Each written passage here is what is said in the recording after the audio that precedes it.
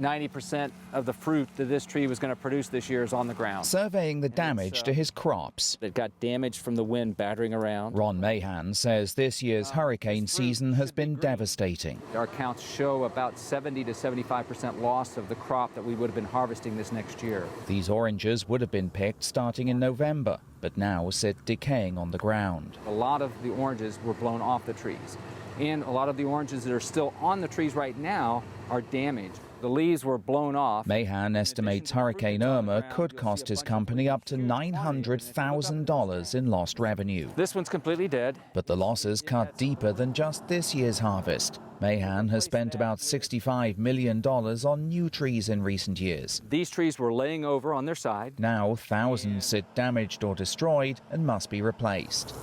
Those that remain need constant care. We have spent $600,000 or $700,000 in labor just getting the irrigation lines back in line where they're supposed to be and making sure that those trees are healthy. Florida's citrus growers say the storm has compounded the problems facing an already beleaguered industry, which has been battling a crippling crop disease in recent years. Citrus greening, a bacteria that damages trees first discovered in China, has decimated Florida's citrus industry, affecting as much as 90% of its trees.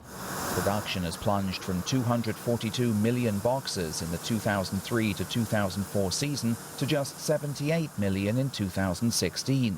Mahan believes that number could drop as low as 40 million in the upcoming harvest. It was like a double punch.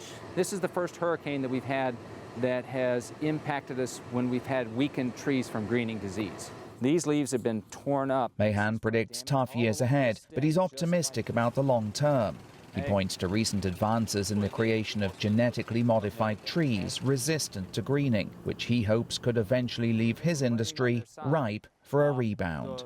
Steve Mort, CGTN, in Immokalee, Florida.